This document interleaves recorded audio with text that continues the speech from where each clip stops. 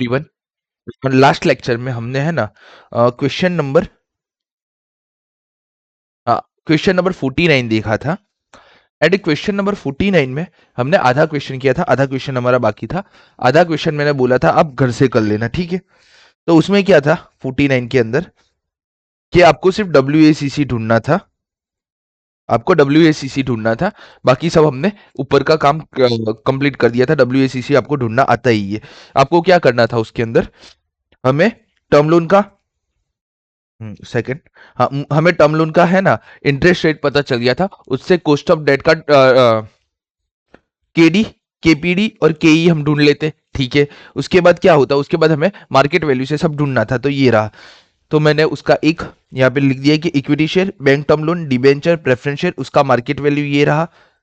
Then उनके weights हमने निकाल लिए, देन उसकी हमने कॉस्ट यहाँ पे लिख दी, देन हमारा W इंटू के हो गया। तो टोटल हमें WACC मिल गया, ठीक है। मार्केट वैल्यू कैसे मिलेगा, नंबर ऑफ शेयर ले लेना इंटू मार्केट वैल्यू कर देना, ठीक है।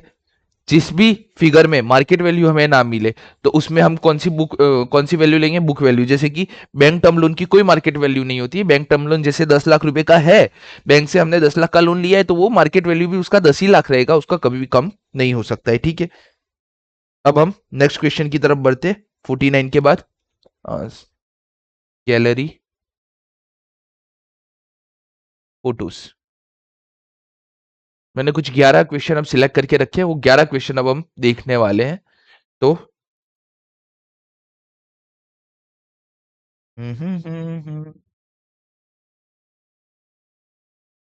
सबसे पहले स्टार्ट करते हैं क्वेश्चन नंबर 11 से। ये जो क्वेश्चन नंबर 11 है हमारा, क्वेश्चन नंबर 11 है, ऐसा क्वेश्चन हमने ऑलरेडी देख के रखा है। आरटीपी नवंबर 2020 में आया था। तो स्टार्ट करते हैं इस क्वेश्चन को। Question number 11,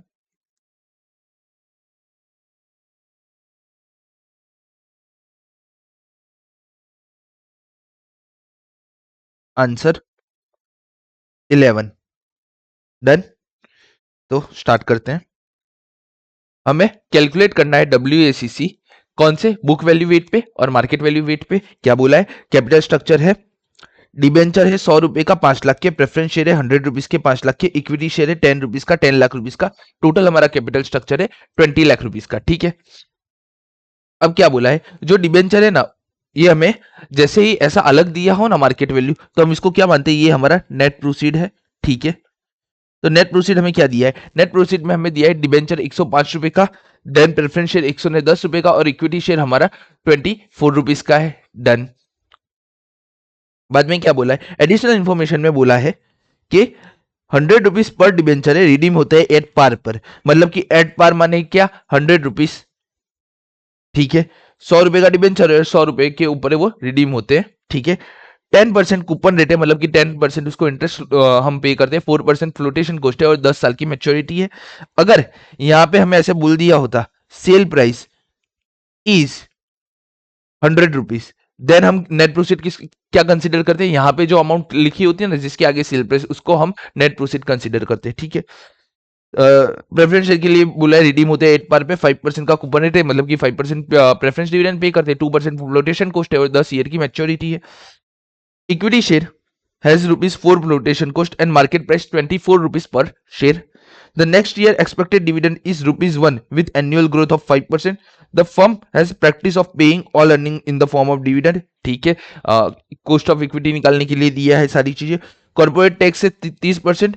Use of ITM method to calculate cost of debenture and preference share. ठीक है, तो हमें क्या ढूंढना है, KD and KPD, KP, KD and KP ये दोनों हमें ढूंढना है YTM मेथड से। डन। ये फर्स्ट चीज हो गई। सेकंड चीज हम क्या ढूंढेंगे यहाँ पे, कॉस्ट ऑफ इक्विटी। थर्ड चीज ढूंढेंगे WACC, उसमें भी नंबर 1 हम ढूंढेंगे मार्केट वैल्यू से एंड नंबर 2 हम ढूंढेंगे बुक वैल्यू से। डन। इतनी चीजें हमें करनी है। तो सबसे पहले हम क्या करते हैं भाई, YTM मेथड से सबसे पहले हम डिबेंचर ढूंढ लेते हैं, प्रेफरेंस शेयर ढूंढ लेते हैं, देन इक्विटी शेयर ढूंढ लेंगे, ठीक है।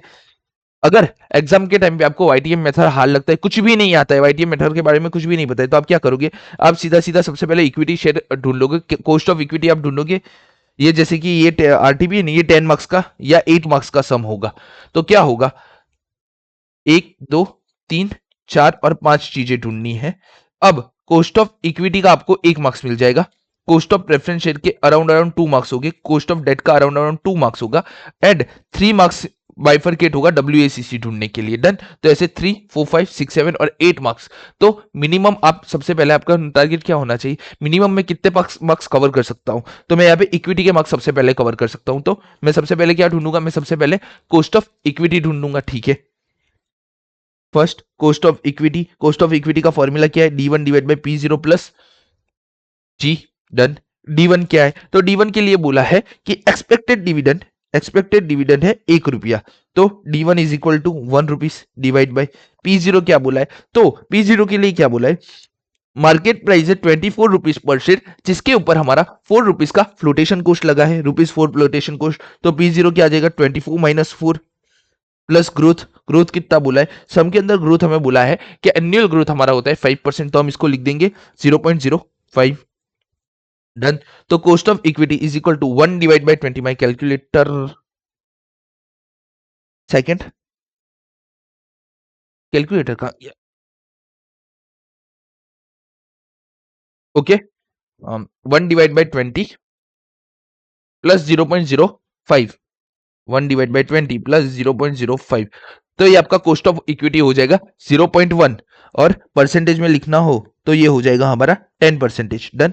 तो कोस्ट ऑफ इक्विटी का काम हमारा यहाँ पे खत्म होता है। अब क्या करते हैं, अब हम लेते हैं कोस्ट ऑफ प्रेफरेंस और कोस्ट ऑफ डिबेंचर। तो सबसे पहले हम ले लेते हैं डिबेंचर को, केडी। सेकेंड चीज हमें ढूंढनी है केडी। केडी कैसे ढूंढना है, तो केडी हमें ढूंढना है वाईटीएम मेथड से। ओके, तो वाईटीएम मेथड में हम क्या करते हैं, ठीक है, वाईटीएम मेथड में सबसे पहले हमें कैश फ्लो आइडेंटिफाई करना रहता है। कैश फ्लो आइडेंटिफाई करने के बाद उसको डिस्काउंटिंग फैक्टर से मल्टीप्लाई करेंगे, प्रेजेंट वैल्यू लेके आएंगे, और हम एक पॉजिटिव और एक नेगेटिव एनपीवी ढूंढेंगे। देन उसको हम वाईटीएम का जो फॉर्मूला है उस आईआरआर का, उसके अंदर रख के हम ढूंढ लेंगे, इजी। तो सबसे पहले मुझे कैश फ्लो ढूंढना है, तो कैश फ्लो के लिए हम पढ़ते हैं कोस्ट ऑफ डिवेंचर में लिखा क्या है, तो कोस्ट ऑफ डिवेंचर में लिखा है कि 100 रुपए का एक डिबेंचर है, रिडीम होता है पार पर। ठीक है, मतलब कि मेरे पास रिडम्पशन वैल्यू मुझे मिल गया, वो है 100 रुपीज। ठीक है, 10% का कूपन रेट है, 10% का कूपन रेट है, तो मैं इंटरेस्ट ढूंढ सकता हूँ डिबेंचर का। कैसे, तो मैं इंटरेस्ट कैसे ढूंढूंगा, I1 - T, तो 100 का 10%, 10 रुपीज। ठीक है, 10 1 - T, ओके, ये 10% मैंने फेस वैल्यू पे लगाया, फेस वैल्यू 100 रुपीज ही है, तो 10 रुपीज इंटू 1 - T, टैक्स कहाँ पे, टैक्स है हमारा 30%, तो 1 - 0.3, तो ये हमारा हो जाएगा 7। इंटरेस्ट हमें मिल गया। अब क्या रहेगा कि इन्वेस्टमेंट अमाउंट कितना है, नेट प्रोसीड हमारा कितना है वो ढूंढना है। तो नेट प्रोसीड के लिए हमारे पास क्या दिया है, 105 रुपए के हमारे डिबेंचर है, जिसके ऊपर 4% फ्लोटेशन कॉस्ट लगता है। ठीक है, तो एनपी इज इक्वल टू 105 रुपए का डिबेंचर है, जिसके ऊपर 4% फ्लोटेशन कॉस्ट लगता है, तो ये हमारा हो जाएगा 100.8। ओके, अब ये रिडीमेबल है, तो मुझे क्या आइडेंटिफाई करना है, भाई मैं इंटरेस्ट कितने साल तक पे करूंगा, तो मैं यहाँ इंटरेस्ट पे करूंगा 10 ईयर्स के लिए, तो 1 से लेके 10 साल तक मैं इंटरेस्ट पेमेंट करूंगा। ठीक है, देन मुझे एक और चीज डिटरमाइन करनी कि ये रिडम्पशन में कौन से ईयर पे करूंगा, तो ये रिडम्पशन मेरा 10वें साल पे होगा, और ये नेट प्रोसीड मेरा 0 होगा। डन। तो यहाँ पे हम लिख देते हैं ईयर, कौन कौन से, 0 1 to 10 एंड 10 ईयर। ठीक है, कैश फ्लो बना देते हैं, तो कैश फ्लो कौन सा है, सबसे पहला है हमारा 100.8, इतने रुपए देके एक डिबेंचर होल्डर हमारे पास आता है। अब उस डिबेंचर होल्डर को हम हर साल 7 रुपए देते हैं। ठीक है, एंड 10वें साल पे उसको एड पार पे हम दे देते हैं, मतलब कि 100 रुपए। डन। चाहो तो ये 7 का एक्सप्लेनेशन आप नीचे लिख सकते हो, मुझे कोई प्रॉब्लम नहीं है, नहीं लिखोगे तो अभी चलेगा। ठीक है, अब क्या करेंगे हम क्या करेंगे, दो डिस्काउंटिंग फैक्टर ले लेते हैं, तो हमें प्रेजेंट वैल्यू मिल जाएगा। दूसरा डिस्काउंटिंग फैक्टर ले लेंगे तो हमें प्रेजेंट वैल्यू मिल जाएगा। ठीक है, दो डिस्काउंटिंग फैक्टर कौन से लेने, तो यहाँ सम के अंदर कुछ बोला है। ठीक है, सम के अंदर यहाँ पे कुछ नहीं बोला है। ठीक है, तो हम क्या करते हैं, 5 एंड 7% यहाँ पे डिस्काउंटिंग फैक्टर ले लेते हैं।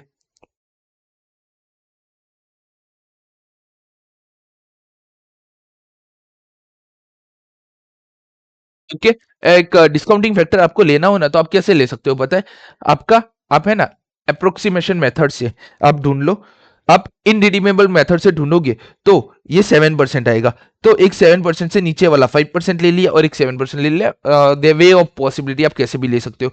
आप क्या कर सकते हो, रफ में एक अप्रोक्सीमेशन मेथड से है ना, अप्रोक्सीमेशन मेथड हमारा जो रिडम वाला था, रिडम्पशन वैल्यू वाला, उससे आप पूरा का पूरा पहले केडी निकाल लो, उस केडी में जो अमाउंट आए, जो परसेंटेज आए, उस परसेंटेज के आजू और बाजू वाले ले लो, ठीक है।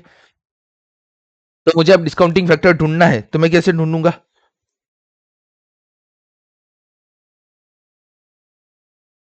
तो मैंने यहाँ पे अपना कैलकुलेटर ओपन कर लिया। पहला डिस्काउंटिंग फैक्टर है हमारा 5%। कहां कहां तक के चाहिए? एक तो हमें 0 पे हमारा डिस्काउंटिंग फैक्टर है हमारा 1 ही हो जाएगा, ठीक है।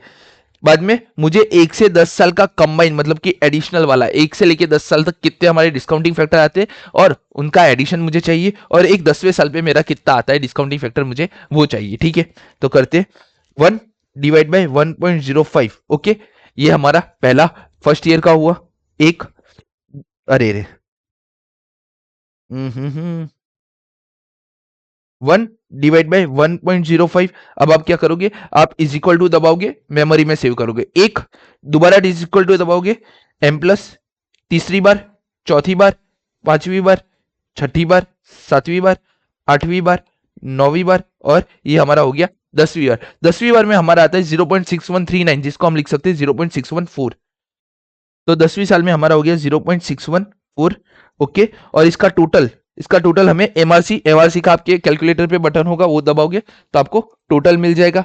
तो एमआरसी दबाया, मुझे टोटल मिल गया 7 साल का 7.7217, जिसको मैं 7.722 लिख सकता हूं। 7.722 डन। तो ये डिस्काउंटिंग फैक्टर का हो गया। अब डिस्काउंटिंग फैक्टर 7% के हिसाब से ढूंढ लेते हैं।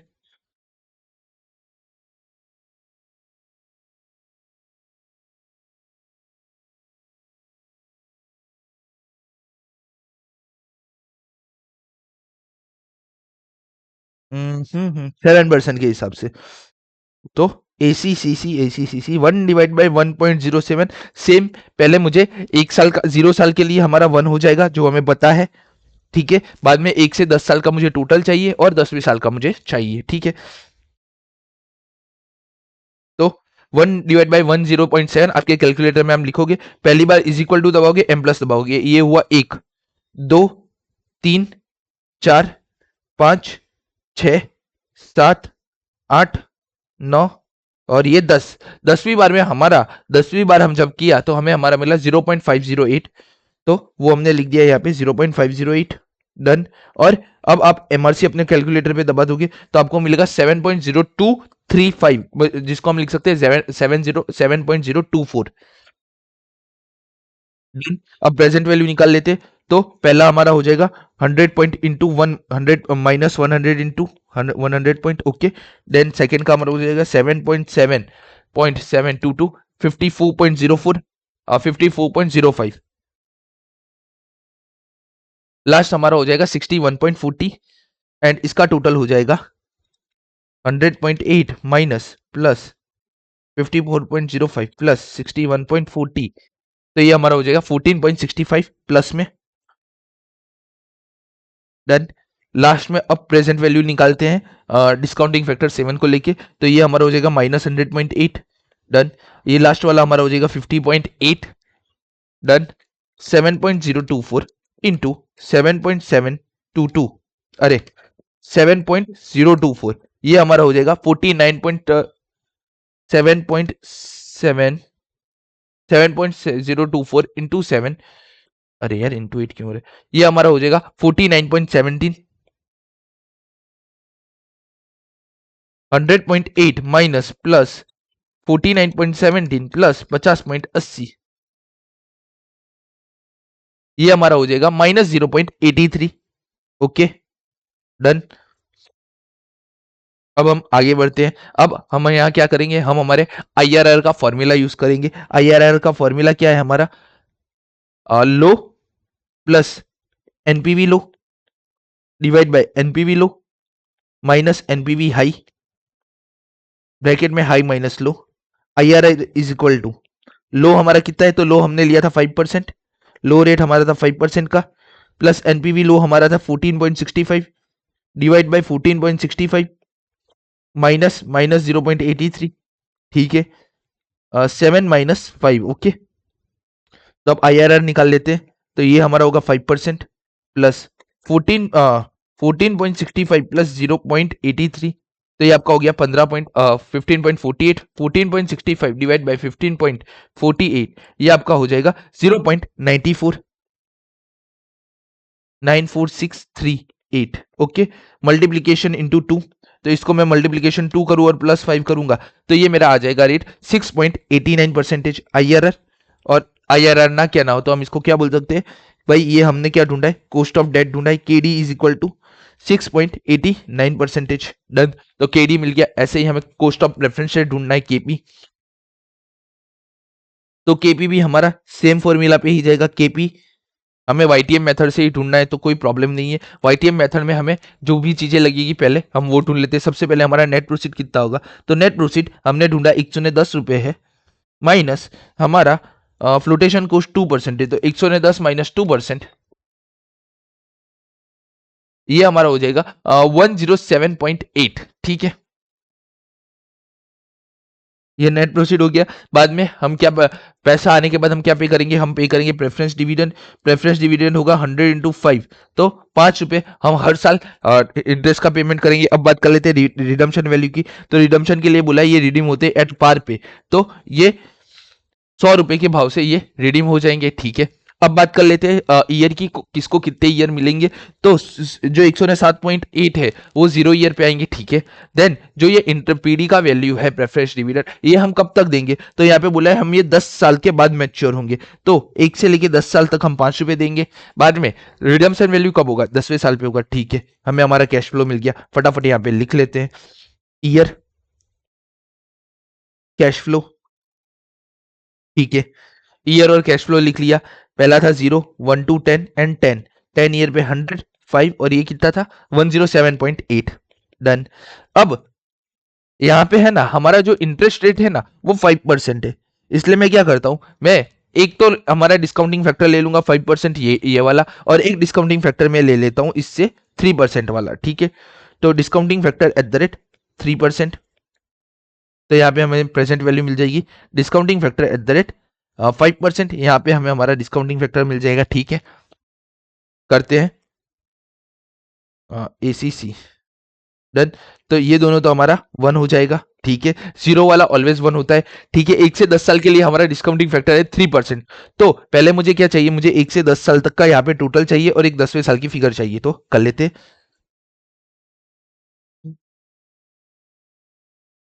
1 divide by 1.03 is equal to 1, 2, 3, 4, 5, 6, 7, 8, 9, 10, अरे रे 11 हो गया, 11 हो गया, ठीक है। एक बार फिर से कर लेते हैं। 1 डिवाइड बाय 1.03, 1, 2, 3, 4, 5, 6, 7, 8, 9, 9, 9 एंड 10, तो 10वें साल पे हमारा टोटल डिस्काउंटिंग फैक्टर हो गया 0.744, और एम प्लस एक बार दबा देना, 0.744 हमारे 10वें साल के लिए हो गया, ओके। अब क्या करोगे, अब आप is equal to M plus 10 बार दबाए, अब आप क्या करोगे, अब आप MRC निकाल लोगे, तो ये आएगा 8.530, ठीक है। प्रेजेंट वैल्यू निकाल देते तो ये हो जाएगा -107.8, 8.530 इंटू 5, ये हमारा हो जाएगा 42.65, डन। और लास्ट वाला हो जाएगा हमारा 74.4, तो इसका एनपीवी हमारा प्लस में आएगा 74.4 प्लस 42.65 माइनस 107.8, तो ये हमारा हो जाएगा 9.25, ओके। ये पॉजिटिव हो गया। अब डिस्काउंटिंग फैक्टर 5 की बात कर लेते, तो हमने डिस्काउंटिंग फैक्टर 5 यहाँ पे निकाला हुआ है, तो वही उठा के लिख देते 7.772 और 0.614, 7.722 एंड 0.614, ठीक है। डिस्काउंटिंग फैक्टर कभी भी चेंज नहीं होता है, ये हमारा हो जाएगा -107.8, डन। 7.722 इंटू 5, ये हमारा हो जाएगा 38.61, डन। और ये हमारा लास्ट में हो जाएगा 61.4, तो ये हमारा टोटल आ जाएगा 61.4 प्लस 38.61 माइनस 107.8, कुछ तो भी गलत हो गया, 38.61 प्लस 61.4 माइनस 107.8, तो ये हमारा आ जाएगा नेगेटिव 7.79। ठीक है, आईआरआर के फॉर्मूला में अब लिख देंगे। आईआरआर का फॉर्मूला बार बार लिखने की जरूरत नहीं है, एक बार ऊपर लिख दिया है तो कोई प्रॉब्लमेटिक नहीं है। IRR is equal to low हमारा था 3%, okay, plus 9.25 divide by 9.25 minus minus 7.79 plus, अरे मल्टीप्लीकेशन, लो माइनस आई 5 माइनस 3, ठीक है। IRR is equal to 3% plus 9.25 plus 7.79, ये आपका हो जाएगा 17.04। 9.25 डिवाइड बाय 17.04, ये आपका हो जाएगा 0.5428 मल्टीप्लाई बाय 2, तो मल्टीप्लीकेशन बाय 2 प्लस 3, तो ये आपका हो जाएगा 4.08 आईआरआर। डन। तो ये आपका आईआरआर मतलब कि ये आपको क्या मिल गया, ये आपको मिल गया है KP, cost of preference share. ठीक है, तीनों चीज हमें मिल गई। अब हमें क्या करना है, अब हमें डब्ल्यूएसीसी के हिसाब से बुक वैल्यू और मार्केट वैल्यू ढूंढना है। तो डब्ल्यूएसीसी सबसे पहले हम ढूंढ लेंगे बुक वैल्यू के हिसाब से। ठीक है, बुक वैल्यू के हिसाब से ढूंढना है। तो डिबेंचर है 5 लाख के,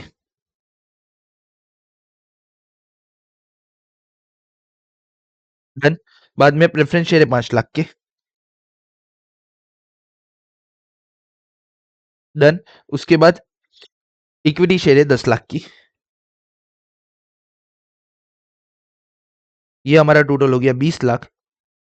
10 डिवाइड बाई 50 ये हो जाएगा 0.5, और ये 0.25 ही होगा ना, 5 डिवाइड बाई 20, हाँ ये हो गया हमारा 0.25, 0.25। ठीक है, ये हमारा आ गया सोर्स, ये हमारा आ गया अमाउंट, ये हमारा आ गया वेट। देन उसके बाद क्या आएगा, उसके बाद हमें कॉस्ट ऑफ कैपिटल लिखना है, और लास्ट में डब्ल्यूएसीसी आ जाएगा। Cost of capital, cost of preference share की कैपिटल है 4.08, done. Then cost of debt की है 6.89, देन 0.1 10%। डब्ल्यूएसीसी ढूंढ लेते हैं, 6.89 इंटू 0.25, ये आपका हो जाएगा 1.7225। ठीक है, 0.25 इंटू 4.08, ये आपका हो जाएगा 1.02, और ये आपका हो जाएगा 5। इसका टोटल हमारा हो जाएगा 5 प्लस 1.02 प्लस 1.7225, तो इसका टोटल आपका हो जाएगा 7.74, 7.7425। तो इतना आपका डब्ल्यूएसीसी आपका निकल जाएगा। ठीक है, तो ये बुक वैल्यू से आ गया। अब मुझे क्या करना है, अब मुझे मार्केट वैल्यू से ढूंढना है। तो डब्ल्यूएसीसी मार्केट वैल्यू से हम ढूंढ लेंगे। अब मार्केट वैल्यू में क्या हमारे कॉलम बनेंगे, सोर्स, बाद में नंबर, बाद में उनका मार्केट वैल्यू, बाद में हमारा टोटल अमाउंट आ जाएगा। ठीक है, उसके बाद वेट आ जाएगा, देन उसके बाद क्या आ जाएगा, हमारा सीओसी आ जाएगा, देन हमारा आ जाएगा, देन हमारा क्या आ जाएगा, देन हमारा डब्ल्यूएसीसी आ जाएगा। ठीक है, सबसे पहले हम डिबेंचर लिखेंगे, बाद में प्रेफरेंस शेयर, और उसके बाद इक्विटी। सबकी कॉस्ट लिख लेते हैं, 6.89, 4.08 एंड 10, देन वेट। अब नंबर की बात कर लेते हैं, तो नंबर हम देख लेते हैं कौन कौन से होंगे। तो पहला हमारा यहाँ पे 100 डिवाइड बाई 5 लाख, ये 5000, 5000 ये भी, और ये हमारे हो जाएंगे 10,000 टन। इतने हमारे नंबर है, 5000, 50,000 हो गया, 5000, 5000 एंड लास्ट में हमारे 10,000। मार्केट वैल्यू देख लेते हैं, तो ये रहा उनका सेलिंग प्राइस 105, 110 और 24, 105, 110 और 24। मल्टीप्लीकेशन कर लेते हैं, तो 5 इंटू 105, ये हमारा हो जाएगा 525। ओके, 5 इंटू 10, यहाँ पे मैं लिख देता हूँ रुपीज इन 1000। ठीक है, रुपीज इन 1000 हमने यहाँ पे लिख दिया है। ये हमारा हो जाएगा 500, 110 है सॉरी, ये हमारा हो जाएगा 550, एंड लास्ट वाला हमारा हो जाएगा 2400। Done.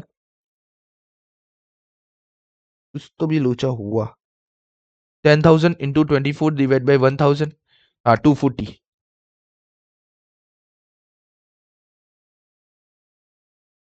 105 into 5000 divide by 1 rupees in 1000, मतलब कि 10,000 के 1000।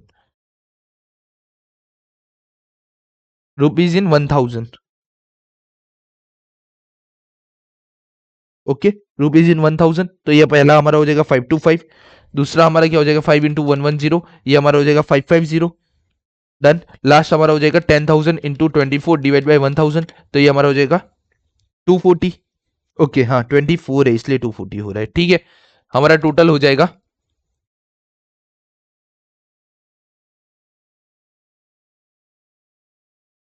525 प्लस 550 प्लस 240, 1315। ये 2400 होना चाहिए, क्यों गलत क्यों हो रहा है? ओके, 10 लाख है, 10 लाख है, ये 10,000 नहीं 1 लाख है। ये हमारे होंगे 1 लाख, ठीक है। अरे वहां पे 50% है, यहाँ पे थोड़ा भी नहीं आ रहा है इसलिए, ठीक है। ये 1 लाख है, इक्विटी शेयर हमारे यहाँ पे है ना, वहां पे 10 लाख का है, तो 1 2 3 4 5, ये 1 लाख हुए, तो ये होगा 24,24,000। ये हमारा टोटल हो जाएगा 525 प्लस 550 प्लस 2400, ये हमारा हो जाएगा 3475। 525 डिवाइड बाई 3475, तो ये आपका हो जाएगा 0.151550, तो ये आपका हो जाएगा 0.158। एंड 2400 ये आपका हो जाएगा 0.69। ओके, 0.151 इंटू 6.89, तो ये आपका टोटल हो जाएगा 1.04। 0.158 इंटू 4.08, तो ये आपका हो जाएगा 0.158 इंटू 4.08, तो ये आपका हो जाएगा 0.64। डन। और ये आपका हो जाएगा 0.69 इंटू 10, 6.9। टोटल कर लेते हैं, 6.9 प्लस 0.64 प्लस 1.04, तो ये हमारा हो जाएगा 8.58। डन। तो इसी के साथ ये वाला सम हमारा यहाँ पे कंप्लीट होता है। डन। अब नेक्स्ट सम हम करने जाएंगे।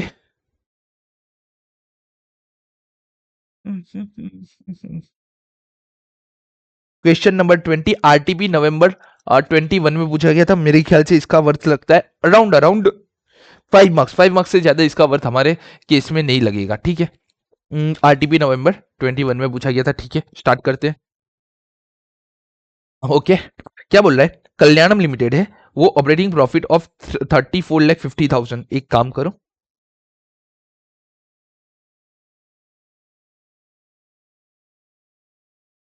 कुछ तो हुआ है। एक मिनट, मैं ना अपने लैपटॉप में से फोटोज वो सारे है ना यहाँ पे लिख देता हूँ, कौन कौन से हम क्वेश्चन करने वाले हैं। आज के दिन में नहीं, बस इतने ही हम इसमें क्वेश्चन करने वाले। क्वेश्चन 1, क्वेश्चन 11, बाद में question 20, question 24, question 25, question 32, then question 37, question 38, question 41, question 47, question 51। तो अराउंड अराउंड हमारे इतने 11 क्वेश्चन करने में 3 क्लास हमारी चली जाएगी। और 11 और 20 तो अभी ही हम खत्म कर दे रहे हैं, तो इन दोनों को हमने यहां से रिमूव कर दिया है। क्वेश्चन नंबर 20 कहाँ गया?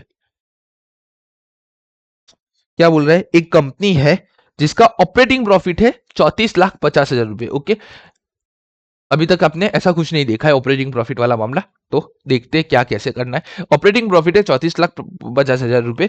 Employed debt, which debt he has a employed debt which gives a total interest charge 7.5 lakh rupees. जो भी हमारा इंटरेस्ट का चार्ज है ना, वो कितना लग रहा है? वो लग रहा है 7.5 lakh rupees. The firm has existing cost of equity and cost of debt 60% and 8% है। फर्म का हमें क्या दे दिया? हमें के ई दे दिया और के डी दे दिया। 16% और 8% है, ठीक है। The firm has a new proposal before it which requires a fund of 75 lakh rupees. Firm के पास एक नया प्रपोजल है जिसमें उसको 75 लाख रुपए की रिक्वायरमेंट है। Is expected to bring an additional profit 14,25,000। इससे जो हमारा प्रॉफिट है 34,50,000 में, उसमें इतना और एडिशन हो जाएगा। The finance the proposal, the firm is expecting to issue an additional debt at 8%। Firm क्या सोच रही? भाई हम एक नया डेट लेके आ जाते हैं जो 8% के हिसाब से 75 लाख के ऊपर, और and the firm expecting to issue additional debt at 8% and will not be issuing any new equity share in the market, assume no tax culture। यहाँ पे कोई भी हमारा इनकम टैक्स का फंडा ही नहीं है, तो इनकम टैक्स को अभी भूल जाओ। क्या बोल रहे हैं, 75 लाख नया लाना है, उसके लिए उसको क्या करना है, उसके लिए उसको है ना डेट लेके आना है 8% के हिसाब से। अब इसने हमें कैलकुलेट करने को क्या बोला है, तो you are required to calculate the WACC of Kalyanam limited before the new proposal after the new proposal. Okay, तो मुझे बिफोर न्यू प्रपोजल से पहले मेरा कैपिटल स्ट्रक्चर क्या होगा और प्रपोजल के बाद मेरा कैपिटल स्ट्रक्चर क्या होगा वो मुझे पता चल गया है। ठीक है, अब बात क्या आती है, हमें सिर्फ ये दोनों चीजें गिननी है, तो फटाफट गिनते। इंटरेस्टिंग सम है, मजा आएगा। क्वेश्चन आंसर नंबर 20 डन, ये अभी ही कंप्लीट हो जाएगा। ठीक है, हमें सबसे पहले क्या गिनना है, WACC न्यू प्रपोजल का, अरे WACC before the new proposal. ठीक है, WACC before the new proposal,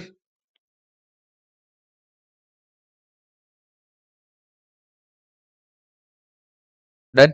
तो तो हमें WACC गिनना हो तो हम जनरली क्या करते हैं, WACC हमें गिनना है तो हमें यहाँ पे कुछ दिया नहीं है, नहीं है करते, हम बना लेते हैं हमारे बुक वैल्यू के हिसाब से। सबसे पहले हमें चाहिए सोर्स, कौन कौन से सोर्स से पैसा आ रहा है। ठीक है, उसके बाद क्या चाहिए, हमें उसकी अमाउंट चाहिए। उसके बाद मुझे क्या चाहिए, उसके बाद मुझे चाहिए मुझे वेट। हेलो, एक मिनट हो, स्क्रीन रिकॉर्ड नहीं हो रही है, give me a second, give me a second.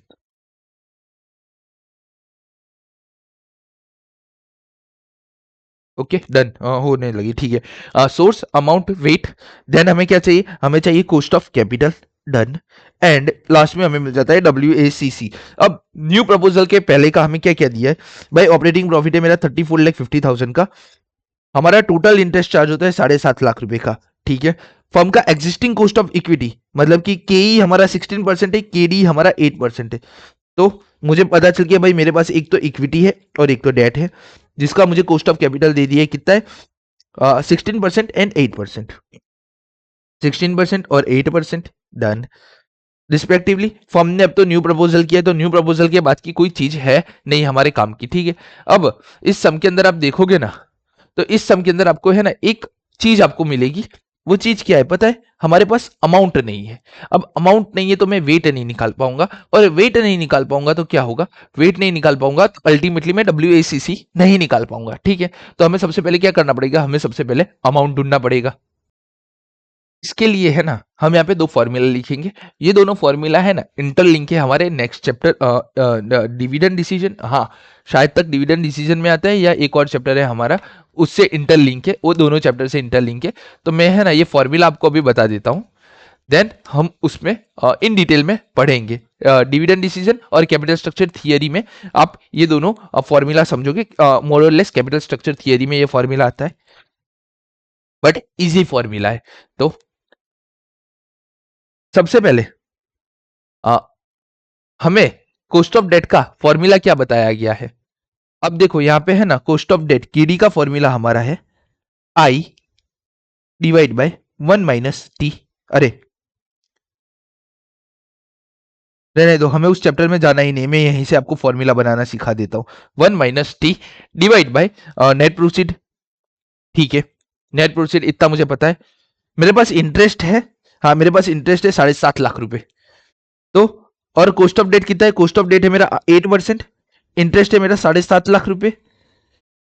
सम के अंदर क्या बोला है, सम के अंदर क्या बोला है, ये रहा अज्यूम नो टैक्स कल्चर, मतलब कि सम क्या कहना चाहता है भाई, हमारे पास कोई टैक्स नहीं होता है, हम टैक्स पेमेंट ही नहीं करते।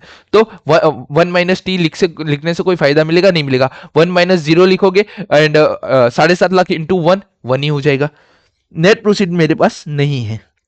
ठीक है, तो NP is equal to 7.5 lakh divide by 8% करूंगा तो मुझे टोटल मिल जाएगा 7.5 लाख डिवाइड बाई 8%, 93,75,000। तो ये हमें मिल गया यहाँ पे हमारा नेट प्रोसीड, मतलब कि डेट अमाउंट हमें मिल गया, debt amount is equal to 93,75,000। Done. तो मैं यहाँ पे लिख देता हूँ भाई, डेट का अमाउंट तो मुझे मिल गया 93,75,000। अब बात कर लेते हैं इक्विटी की। तो इक्विटी में कैसे ढूंढने का? तो यहाँ पे हमारे पास डिविडेंड ग्रोथ की बात नहीं की है, हमारे यहाँ पे है ना, हमारे यहाँ पे अर्निंग की बात हुई है। क्या बोला ये हमारा ऑपरेटिंग प्रॉफिट है। ऑपरेटिंग प्रॉफिट का मतलब क्या होता है? ये हमारा ईबीआईटी है, ठीक है। तो हमारे पास एक और फॉर्मूला है, वो फॉर्मूला कौन सा है? कॉस्ट ऑफ इक्विटी का हमने अर्निंग का एक फॉर्मूला सीखा था। Cost of equity is equal to earning divide by cost of equity, earning divide by value of divide by net proceed. Okay, इस सेकंड मैं बता देता हूँ कौन सा फॉर्मूला की मैं बात कर रहा हूँ। ये हमने ना पहला एक डिविडेंड प्राइस अप्रोच मॉडल देखा था, सेकंड हमने अर्निंग प्राइस अप्रोच देखा था। अर्निंग प्राइस अप्रोच मॉडल में क्या था? ई divide bye NP into 100 cost of equity. तो इस फॉर्मूला में कॉस्ट ऑफ इक्विटी मुझे पता है, मुझे कॉस्ट ऑफ इक्विटी सब में कितना दिया है? मुझे कॉस्ट ऑफ इक्विटी 16% दे दिया है। अब ये अर्निंग अप्रोच में अर्निंग का मतलब क्या होता है? अर्निंग का मतलब होता है earning available for equity share holder. हमें भी पता है भाई, कॉस्ट ऑफ इक्विटी हम तभी निकालेंगे जब जो भी अर्निंग है वो इक्विटी शेयर होल्डर से ही सिर्फ रिलेटेड है। जैसे कॉस्ट ऑफ डेट हम इंटरेस्ट के बेस पे निकालते हैं, वैसे कॉस्ट ऑफ इक्विटी निकालने के लिए मुझे क्या चाहिए? Earning available for equity share holder, ठीक है। अब earning available for equity share holder कैसे निकलेगी? भाई मेरे पास ईबीआईटी है 34,50,000 रुपए का, माइनस इंटरेस्ट मुझे सम में दे दिया 7.5 लाख रुपए का, 7.5 लाख रुपए का इंटरेस्ट माइनस कर दूंगा। तो ये मेरा कितना हो जाएगा? 34,50,000 माइनस 7.5 लाख रुपए, तो ये मेरा हो जाएगा 27 लाख रुपए।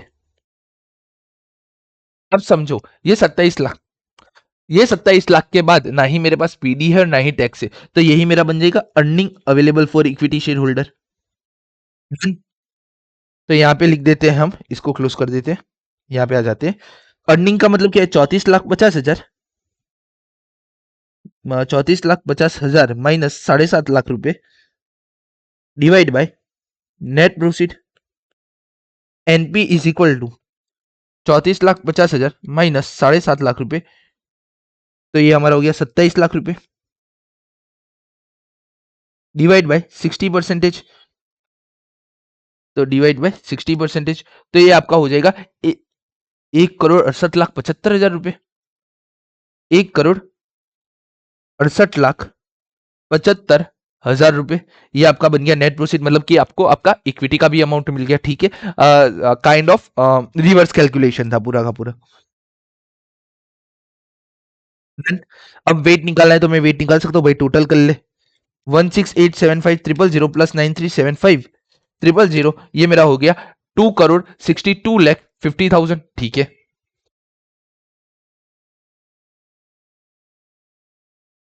देन वेट हमें निकालना है तो 2,16,87,5,000 डिवाइड बाई 2,625,000 तो हमारा पहला वेट हो जाएगा 0.6429, और मैं यहां से -1 कर दूंगा तो मुझे मिल जाएगा 0.3571, ठीक है, 0.3571। डन। तो ये हमें हमारा वेट मिल गया, सिंपली मल्टीप्लीकेशन कर देंगे 0.6429 इंटू 16, तो ये हमारा हो जाएगा 10.2864। डन। 8 इंटू 0.3571, तो ये हमें मिल जाएगा 2.8568 प्लस 2.8568 प्लस 10.2864, ये हमारा टोटल बन जाएगा 13.14 तो ये हमें बिफोर प्रपोजल मिल गया, ठीक है। अब मुझे क्या ढूंढना है? अब मुझे WACC ढूंढना है आफ्टर प्रपोजल, तो ढूंढ देते हैं।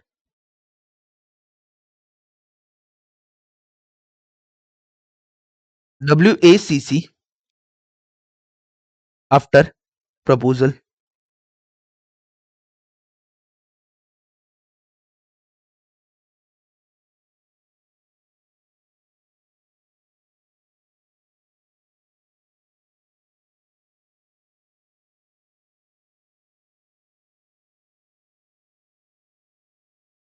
डन। तो सेम हमारा जो स्ट्रक्चर है वो स्ट्रक्चर चेंज होगा, तो वो स्ट्रक्चर हमारा चेंज नहीं होगा, ठीक है। यहां से मैं ये हटा देता हूं, यहाँ से मैं ये वेट भी हटा देता हूँ। ठीक है, इतना तो हमारा कॉमन ही रहेगा। अब क्या बोल रहा है, एक नया डेट इंट्रोड्यूस हो रहा है हमारे यहाँ पे, और वो कितने लाख रुपए का है? कहाँ गया डेट हमारा? ये रहा। 75 लाख रुपीज का हम न्यू डेट लेके आ रहे हैं, जिससे हमारा प्रॉफिट 14,25,000 हो जाएगा। ठीक है, तो नया डेट कितने का आ रहा है? नया डेट आ रहा है 75 लाख का। ठीक है, 75 लाख का मेरा न्यू डेट आ रहा है। ओल्ड डेट का मेरा कोस्ट ऑफ डेट था 8%। न्यू डेट का मेरा कोस्ट ऑफ डेट कितना है? न्यू डेट का मेरा कोस्ट ऑफ डेट भी वो भी है 8%। ठीक है, अगर आप चाहो ना तो इन दोनों को मर्ज करके भी एक साथ आप लिख सकते हो, नहीं करना चाहते हो तो कोई बात नहीं। हमारे यहाँ पे कोस्ट ऑफ इक्विटी चेंज हो जाएगा। कोस्ट ऑफ इक्विटी निर्भर हमारे इस केस में किस किस पे करता है? अर्निंग पे करता है। आप यहाँ पे देखो, पहले अर्निंग इतनी थी, अब मेरी अर्निंग भी बढ़ गई, तो मेरा अर्निंग जब बढ़ेगा तो मेरा कोस्ट ऑफ इक्विटी जाहिर की बात है वो बढ़ेगा। मेरा इंटरेस्ट पहले 7.5 लाख था, अब 75 लाख, और उसके ऊपर भी मैं इंटरेस्ट पे कर रहा हूं। तो इसका मतलब क्या है? मेरा अर्निंग भी बढ़ रहा है, मेरा एक्सपेंस भी, मेरा इंटरेस्ट भी बढ़ रहा है। अर्निंग और इंटरेस्ट दोनों बढ़ रहा है, तो मेरा EBT, earning available for equity share holder, वो भी बढ़ेगा।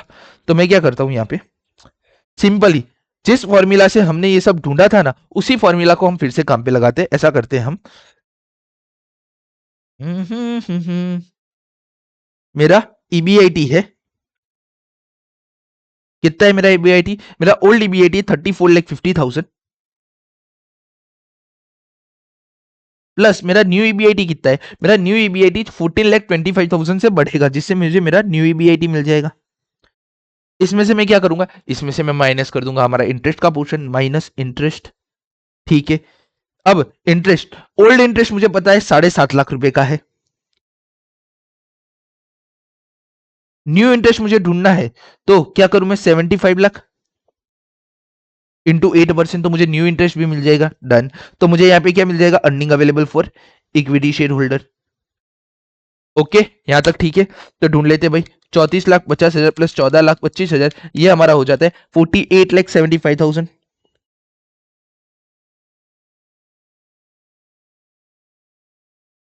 75 लाख इंटू 8% प्लस 7,50,000, तो ये हमारा हो जाएगा 13,50,000 रुपए। ठीक है,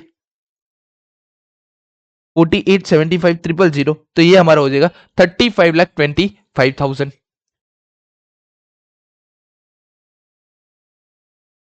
देखो, मेरा अर्निंग बढ़ी गया है, तो मेरा क्या कोस्ट ऑफ इक्विटी बढ़ेगा? मेरा अर्निंग पहले कितना था? मेरा अर्निंग पहले 27 लाख रुपीस था, अब मेरा अर्निंग हो गया 35,25,000। तो क्या मेरा कोस्ट ऑफ इक्विटी भी इंक्रीज होगा? तो कोस्ट ऑफ इक्विटी का अर्निंग का फॉर्मूला क्या है? Cost of equity E divide by net proceed. Done. मेरा अर्निंग कितना, कितने रुपए का हो गया? मैं यहाँ थोड़ा एडजस्ट करके लिख रहा हूँ, आप हो सके तो नए पेज से स्टार्ट कर लेना। तो मेरा अर्निंग है 35,25,000। डन। क्या मेरा नेट प्रोसीड इंक्रीज हुआ? जो मेरा बुक वैल्यू मैंने अभी ढूंढा था 168,75,000, क्या ये बढ़ा? ये नहीं बढ़ा है। तो मैं क्या करूंगा भाई, नेट प्रोसीड तो मेरा सेम का सेम ही है, 168,75,000। डन। तो मेरा cost of equity, new cost of equity कितना आ जाएगा? 35,25,000, 168,75,000। तो ये हमारा नया आ जाएगा 20.88%। डन।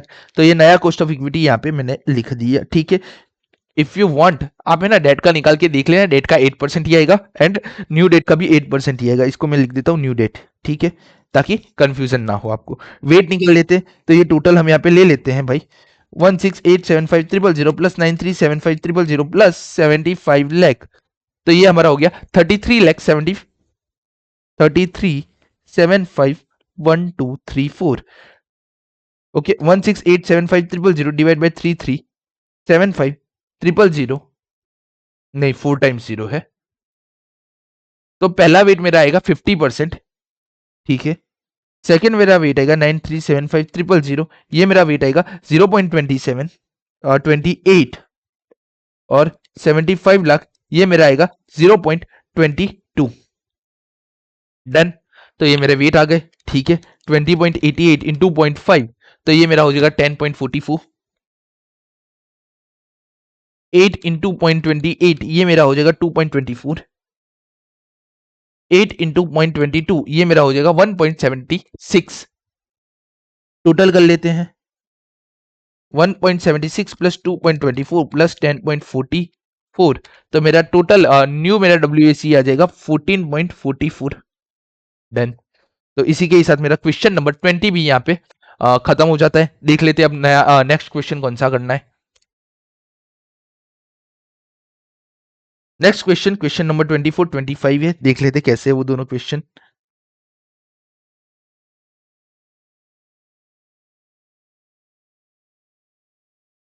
ओके, एक छोटे छोटे से सम है, 25 तो छोटा ही सम है और 24 थोड़ा लेंथी सम है। तो 24 हम स्टार्ट करते हैं।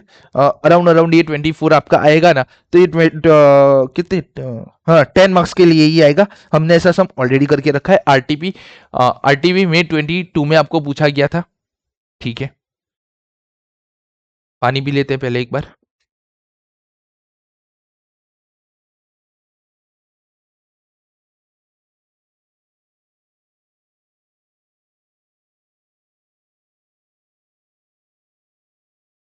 Question 24, the information relating the book value and market value weight of a X limited given below. तो बुक वैल्यू हमें यहाँ पे दे दिया है एंड मार्केट वैल्यू दे दिया, मतलब कि हमें अब ढूंढने की जरूरत नहीं है। ठीक है, एडिशनल इंफॉर्मेशन में क्या बोला है, इक्विटी शेयर है वो कोटेड है 130 रुपए पर शेयर पे, न्यू इश्यू प्राइस 125 पर share, will be fully subscribe, flotation cost will be 5 rupees per share on a face value. ठीक है, तो ये आपको केई और केआर ढूंढने के लिए पूरा ये वाला चीज दिया है कि केई कैसे ढूंढना है, केआर कैसे ढूंढना है। ठीक है, during the previous 5 years, dividend has steadily increased from 10 to 16.105 per share. Dividend at the end at current year is expected to be rupees 70.716 per share. Okay, तो ये के और के आर ढूंढने के लिए दिया है, तो हम दोनों यहाँ पे ढूंढेंगे। यहाँ पे दोनों सेपरेट सेपरेट आएंगे। ठीक है, दोनों के लिए एक अलग लेवल की इंफॉर्मेशन दी है। ठीक है, अब क्या बोल रहे हैं, during the previous 5 years, dividend have steadily increased from rupees 10 to 16.105 per share. Dividend at the end, okay ये पढ़ लिया है। Dividend at the end current year expected, मतलब कि ये D1 हमें दे दिया है 17.716। ठीक है, 15% के प्रेफरेंस शेयर है, will the face value rupees 100 will be realise 105 per share. Okay, यहाँ पे क्या बोल दिया कि 15 रुपए के प्रेफरेंस शेयर है जिसका फेस वैल्यू 100 रुपीज है, जो रियलाइज होंगे 105 में, मतलब कि जिसके पैसे हमें 105 मिलेंगे। ठीक है, उसके बाद क्या बोला है, उसके बाद बोला है the company propose to 11 year 15% debenture, but the yield on debenture on a similar maturity and risk class is 60%, flotation cost is 2% on a face value. हाँ, ये है ना थोड़ा ट्रिकी चीज है, तो ये मैं बताऊंगा ये कैसे कैलकुलेट करना है। ठीक है, एक सिंपल फॉर्मूला है।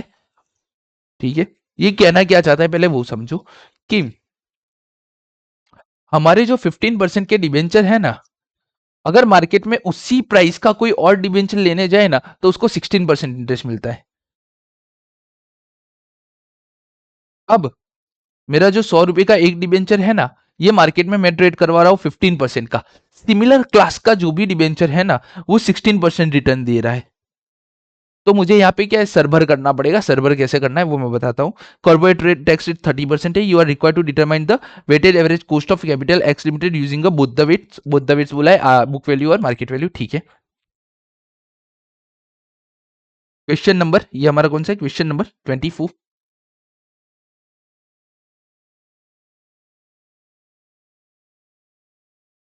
डन, स्टार्ट करते हैं। स्टार्ट हम सबसे पहले क्या करेंगे, स्टार्टिंग में हम सबसे पहले एक एक करके एडिशनल इन्फॉर्मेशन उठाएंगे, सॉल्व करते जाएंगे। तो सबसे पहले क्या बोला है, इक्विटी शेयर जो कोटेड है ना मार्केट में, उसका प्राइस है 130 रुपए। ठीक है, तो ये 130 रुपए मार्केट में प्राइस है। इसका मीनिंग क्या हो गया, इसका मीनिंग हो गया ये हमारा P0 है। देन न्यू इश्यू, अगर हमने कोई भी नया इश्यू किया शेयर, तो वो हम कितने रुपए में करेंगे, हम 125 रुपीज में करेंगे। तो ये फॉर इक्विटी शेयर, कोई भी इक्विटी शेयर होगा उसका P0 है। ठीक है, रिटेन अर्निंग के लिए हमारा P0 130 है, और कोई भी इक्विटी शेयर है ना हमारा, उसके लिए हमारा P0 है 125 rupees. Will fully subscribe, okay बोला ये फुल्ली सब्सक्राइब है। फ्लोटेशन कॉस्ट विल बी ₹5 पर share on a face value. तो फेस वैल्यू हमारी 125 है इक्विटी शेयर की, उसमें से मैं ₹5 माइनस कर दूंगा, तो 120 रुपीज हमारा नेट प्रोसीड होगा किसके लिए, ये इक्विटी शेयर के लिए होगा, ठीक है। और जो 130 रुपए मार्केट में कोटेड प्राइस है ना, वो मार्केट कोटेड प्राइस है ना कितनी होनी चाहिए, 130 रुपए, ठीक है। अगर ये लाइन नहीं दी होती ना, इतनी ये वाली लाइन नहीं दी होती तो अभी हमारा के और के आर डिफरेंट गिना जाता, ठीक है। ड्यूरिंग द प्रीवियस 5 years, पिछले 5 सालों में dividend has steadily increase from 10 to 16.10, मतलब कि ये हमें ग्रोथ की बात बता रहा है भाई, 10 से 16.105 हो गया है। और dividend at the current year is expected to 17.716। तो हम क्या करेंगे भाई, 16.105 डिवाइड बाई 10 √5 -1, ठीक है। ये ग्रोथ का फॉर्मूला है, इससे जो भी हमारा वैल्यू आ जाएगा वो हम वहां पे लिख देंगे।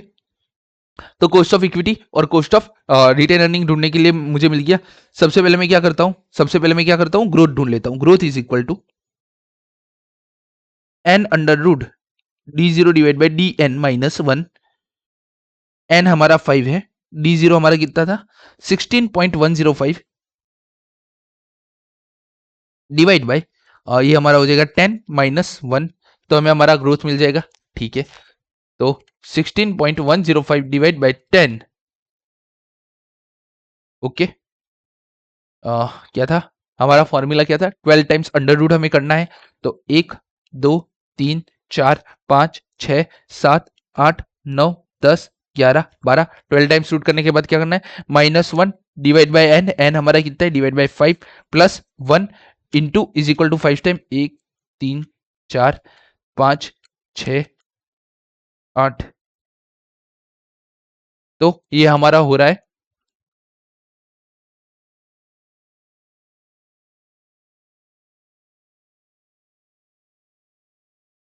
16.105 डिवाइड बाई 10। बाद में हमारा फॉर्मूला क्या था, 12 टाइम्स रूट 1 2 3 4 5 6 7 8 9 10 11 12। बाद में क्या करना था हमें, एक बार -1 करना था और एक बार क्या करना था डिवाइड बाय एन, एन माने हमारे यहाँ पे 5 है तो 5 प्लस 1, ओके। बाद में क्या करना था, multiplication is equal to 12 times, तो 1 2 3 4 5 6 7 8 9 10 11 एंड 12। कुछ मिस्टेक हो गया है, इज इक्वल टू, ओके 12 हो गया अब। तो ये हमारा कितना है 1.1, तो यहाँ पे हमारा आ जाएगा इज इक्वल टू 1.10 -1, तो ये हमारा g इज इक्वल टू हो जाएगा 1, अरे 0.1, और परसेंटेज में लिखना है इसको, तो हम क्या लिख सकते हैं 10%। Done.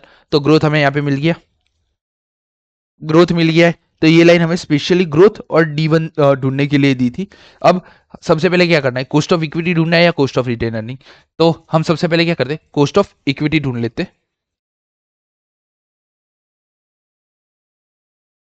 Cost of equity is equal to D1 divide by P0 minus flotation cost plus growth, ठीक है। कॉस्ट ऑफ इक्विटी D1 हमें कितना बोला है, तो हमारे सम में हमें D1 बोला है 17.71 डिवाइड बाय P0, हमारा शेयर का P0 कितना है, तो शेयर के लिए हमारा P0 है 125 रुपीज और फ्लोटेशन कॉस्ट है 5 रुपीज, तो 125 माइनस 5 प्लस ग्रोथ हमने ढूंढा 0.10, तो हमें कॉस्ट ऑफ इक्विटी मिल जाएगा 17,716 डिवाइड बाय 120 प्लस 0.10, ये हमारा हो जाएगा 24.76%।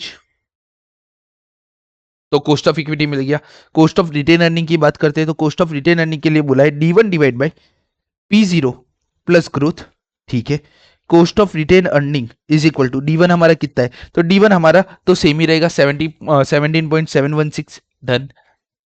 Divide by P0, P0 market में इसका प्राइस कोटेड है 130 रुपए, तो डिवाइड बाय 130 प्लस ग्रोथ मतलब कि 0.10, तो कॉस्ट ऑफ रिटेन अर्निंग हमारा हो जाएगा 17,716 डिवाइड बाय 130 प्लस 0.10, तो ये आपका हो जाएगा 23.62% या 63%, जो भी लिखना हो 23.63%, ठीक है।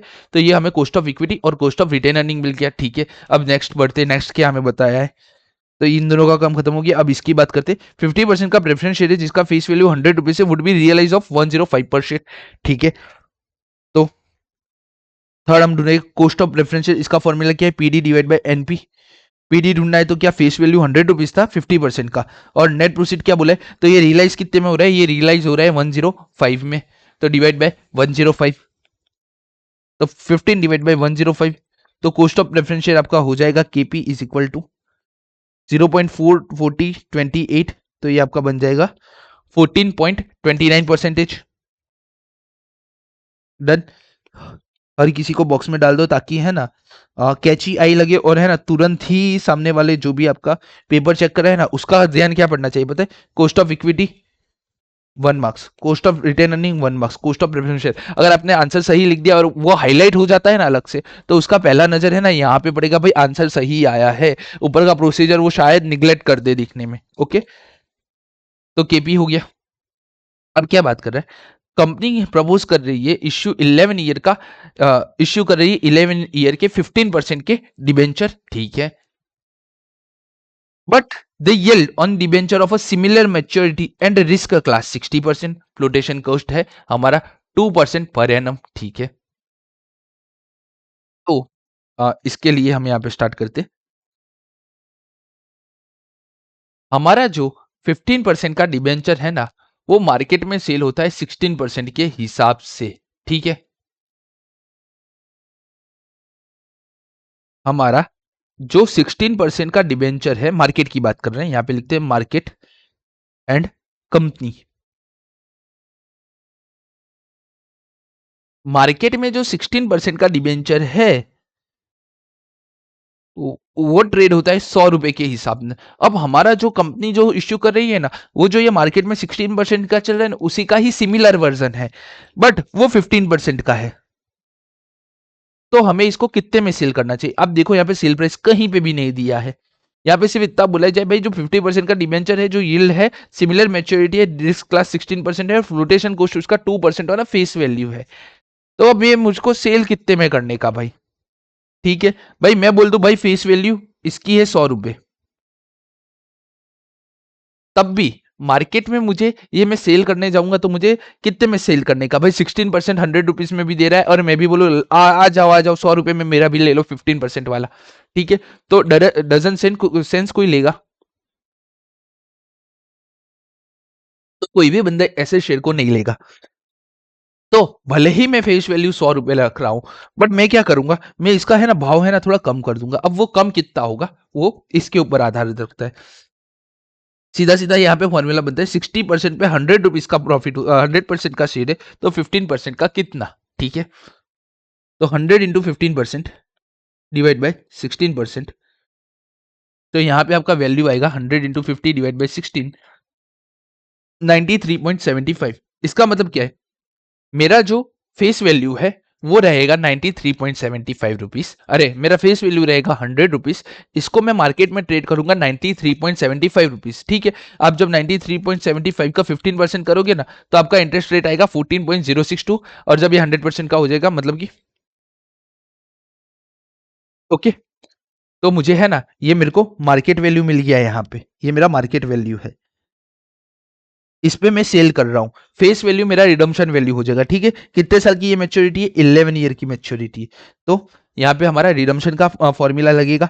रिडम्पशन का फॉर्मूला क्या लगेगा? KD is equal to I 1 minus T RV minus NP divide by number of years, RV plus NP divide by 2, ठीक है। सबसे पहले बात करते हैं रिडम्पशन वैल्यू की। रिडम्पशन में कुछ वैल्यू पे करूंगा तो जो मेरा फेस वैल्यू होगा उस पर कुछ भी नहीं बोला है, तो फेस वैल्यू मेरा कितना है? 100 रुपीज है, ठीक है। मेरा नेट प्रोसीड क्या है? मैंने नेट प्रोसीड ढूंढना कितना है भाई? 93.75।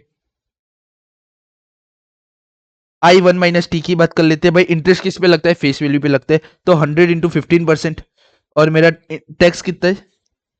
मेरा टैक्स है 30%, तो 1 माइनस 0.3%, अरे 1 माइनस 0.3, तो ये हमारा हो जाएगा 15 इंटू 0.7, ये हमारा हो जाएगा 10.5। डन, ठीक है। नंबर ऑफ ईयर से 11, सब कुछ वहां फिगर अंदर रख देते। K D is equal to interest 1 minus tax हमने ढूंढ लिया 10.5 प्लस रिडम्पशन वैल्यू हमारा है 100 माइनस 93.75 डिवाइड बाई 11, और ये लास्ट में हो जाएगा 100 प्लस 93.75 डिवाइड बाई 2, ठीक है। के डी में डायरेक्ट ढूंढ के यहाँ पे लिख देता हूँ 100 माइनस 93.75 डिवाइड बाई 11 प्लस 10.5 तो ये हमारा हो जाएगा 11.068।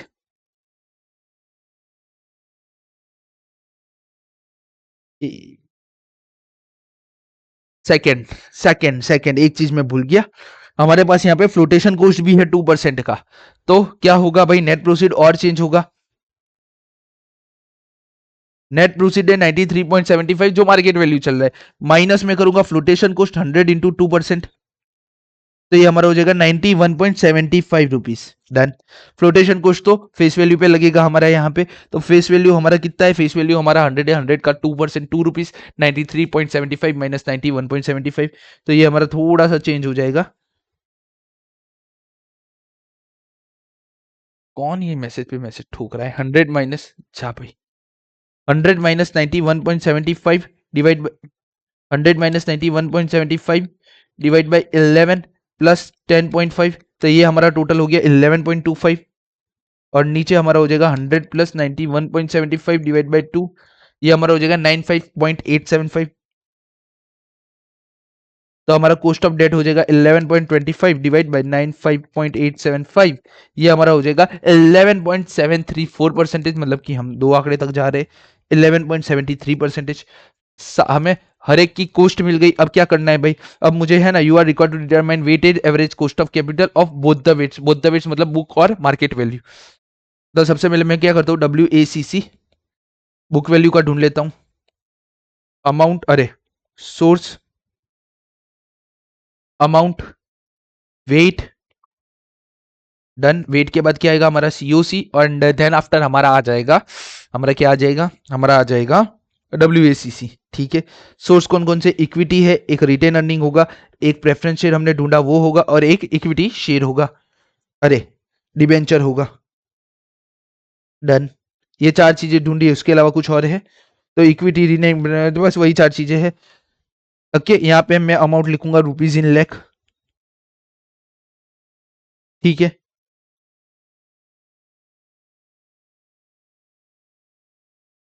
240 60, 240 60, बाद में क्या क्या है 72 18। डन। टोटल कर लेते 240, 240 प्लस 16 प्लस 72 प्लस 18, ये हमारा हो गया 390 टोटल। डन। 390, 240 डिवाइड बाई 390,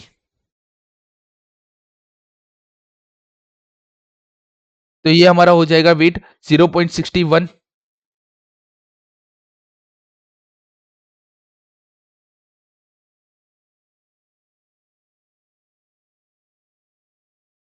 देखो एक चीज मैं बोल दूं, यहाँ पे इन लोगों ने इसको वेट्स ही मान लिया है, तो हम इसको एज अ वेट्स भी कंसिडर करके ऐसा का ऐसा भी हम लिखेंगे ना, तो अभी हमारा आंसर है ना सेम ही आएगा, देखना है, मतलब कि हमारा आंसर बुक से मैच हो जाएगा, सेम क्या आना है। कॉस्ट ऑफ कैपिटल केडी की है 11.73। ठीक है, उसके ऊपर कितनी है भाई,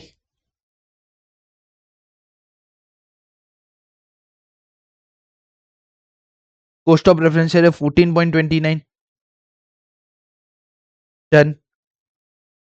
केपी है, KR है 23.63, एंड वो क्या था 24 समथिंग था, 24.76। ठीक है, कॉस्ट ऑफ कैपिटल। डन, ये हो गया। अब WACC ढूंढना है, तो वहां पे क्या है, वेट लिखा है ना, इसलिए मैं उस पर नहीं जा रहा हूं। 240 इंटू, अरे 240 इंटू 24.76, तो पहला वेट हमारा हो जाएगा 59 डिवाइड बाई लैक्स करना ही पड़ेगा। तो हम यहाँ पे ना डायरेक्ट वैल्यू लिख रहे हैं, तो हम क्या करेंगे, 240, 240 इंटू 24.76%, 24.76%, तो ये हमारा हो गया पहला 59.424, 59.424। डन। देन 60 इंटू 23.63%, ये हमारा हो जाएगा 40.178। देन हमारा है 72 इंटू 40.29%, ये हमारा हो जाएगा 10.2888। लास्ट हमारा है 18 इंटू 11.73%, तो ये हमारा हो जाएगा 2.1114। Grand total plus 59.424। ओके, तो ये हमारा हो जाएगा 86.0022। डन। तो ये एक हमारा मार्केट वैल्यू से हो गया। अब चाहो ना तो इसको वेट में ही कन्वर्ट करके कर दोगे तो अभी चलेगा, कोई मार्क्स नहीं कटेगा, ठीक है। But WACC market value, market value भी हमारा सेम ही जाएगा।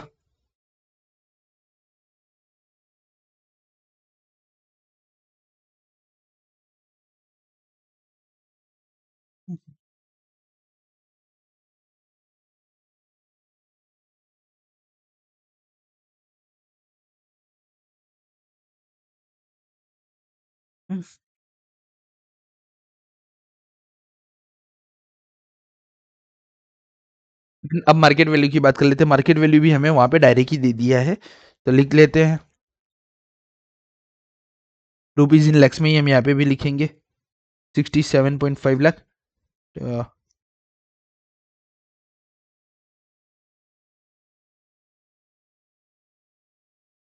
ठीक है, 20.8 लाख। तो पहला तो है ना, हम लिखते रिवर्स स्टार्ट करते। डिबेंचर है हमारे 20.8 के, ठीक है। प्रेफरेंस शेयर है हमारे 67.5 का, डन। अब बात करते हैं इक्विटी की। तो हमें रिटेन अर्निंग का कोई वैल्यू यहाँ पे नहीं दिया है, बट डायरेक्ट इक्विटी का वैल्यू दे दिया। और मैंने क्या बोला था, ऐसा जब भी हो ना तो हम क्या करेंगे, इसको बुक प्रोपोर्शन में हम डिवाइड कर लेंगे। तो ये हमारा 400 है, इसको मैं बुक प्रोपोर्शन में डिवाइड कर लेता हूँ। यहाँ पे 240 टेंस टू 60, मतलब कि ये टोटल है 300। 400 डिवाइड बाई 300 इंटू 240, तो मेरा पहला जो होगा वो होगा 320, डन। 400 इंटू 60 डिवाइड बाई 300, तो ये हमारा हो जाएगा 80, डन। तो ये मुझे वेट के हिसाब से इक्विटी और रिटेन अर्निंग दोनों मिल गया,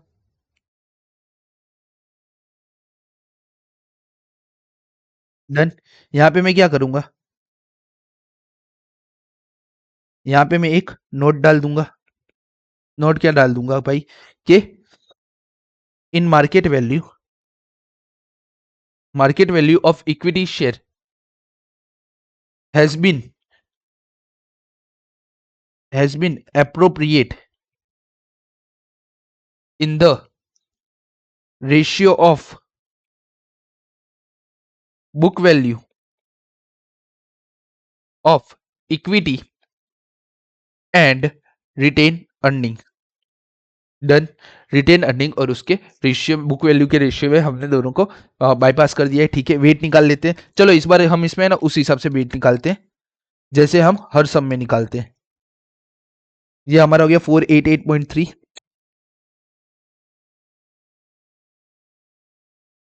हर सम में हम जैसे वेट निकालते हैं ना वैसे ही निकालते हैं। 320 डिवाइड बाई 488.3, तो ये हमारा हो जाएगा 0.6553। 80 डिवाइड बाई 488.3, ये हमारा हो जाएगा 0.1638। 67.5, तो ये हमारा हो जाएगा 0.1382। एंड लास्ट में हमारा 20.8, तो ये हमारा हो जाएगा 0.0426। डन। तो ये हमारा हो गया, डन। अब WACC निकाल लेते, तो यहाँ सिंपल हम मल्टीप्लीकेशन करेंगे 46553 इंटू 24.76, तो ये हमारा पहला हो जाएगा।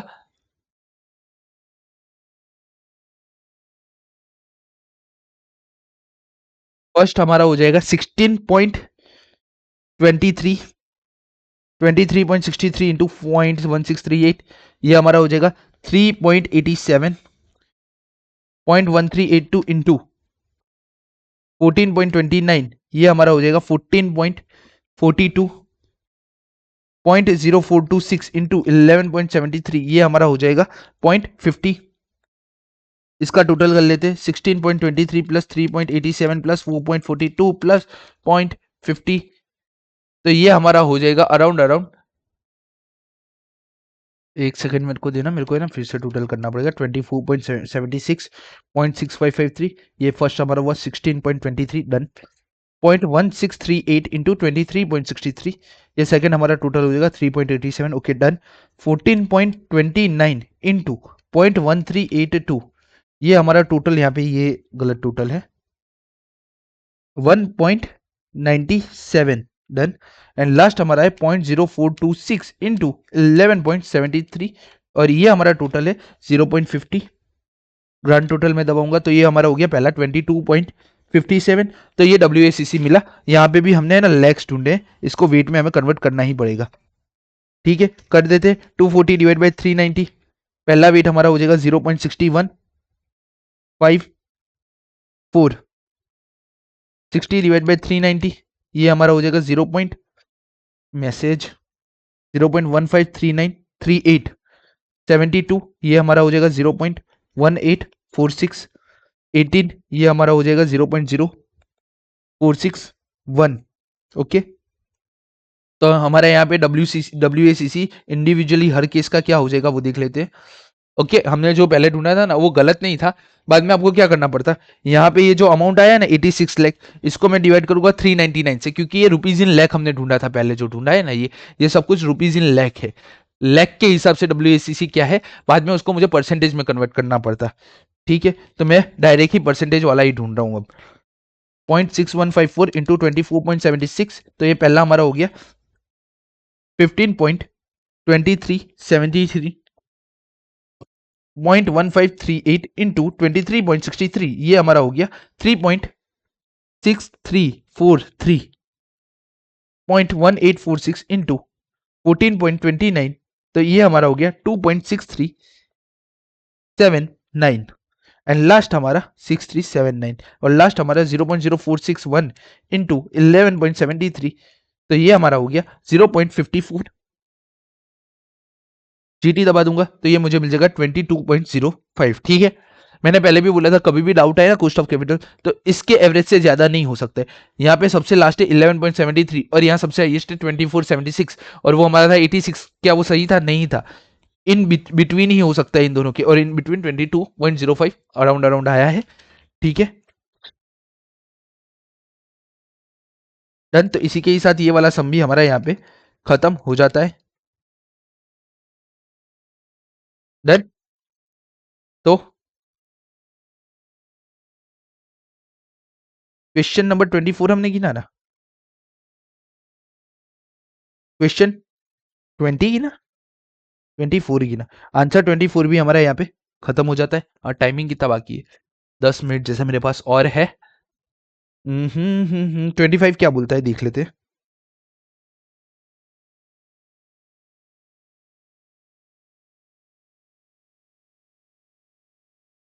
एक स्पीड में मैं ये वाला सम आपको गिना ही देता हूँ, ताकि है ना हमारे 4 सम का हमें आज करना था कंप्लीट, तो 4 सम हमारे कंप्लीट हो जाए। ठीक है, अराउंड अराउंड 10 to 15 मिनट ही अब मेरे पास, तो ठीक है पढ़ते हैं फटाफट। 15% के कन्वर्टेबल डिबेंचर है, ₹100 each at par with maturity period of 6 year. ठीक है,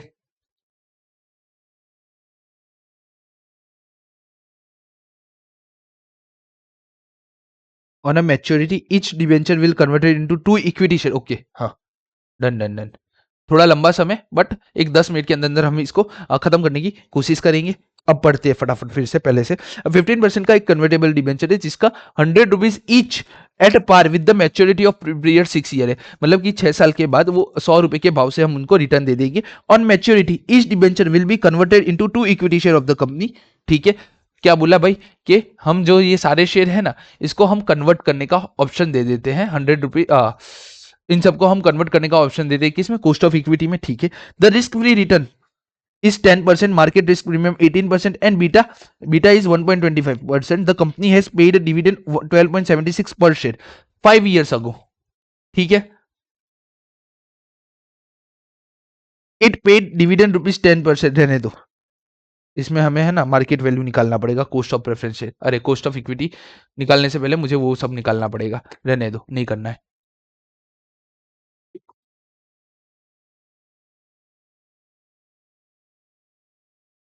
ये वाला सम रहने दो, अभी नहीं करना है, नेक्स्ट लेक्चर में करेंगे।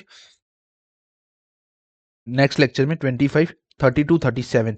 अब छोटे सम एक भी नहीं है।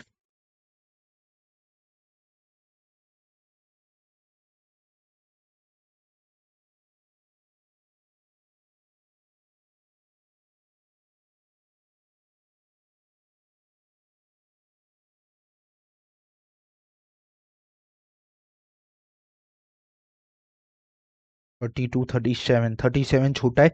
37 हमने लास्ट टाइम जो सम गिना था ना, उसी के इधर है। मैं ये एक वाला गिनाऊंगा क्योंकि बुक के अंदर एक दो क्वेश्चन इसके और भी है, तो आप वो है ना होमवर्क में ले लेना, ये वाला मैं गिनवा दूंगा।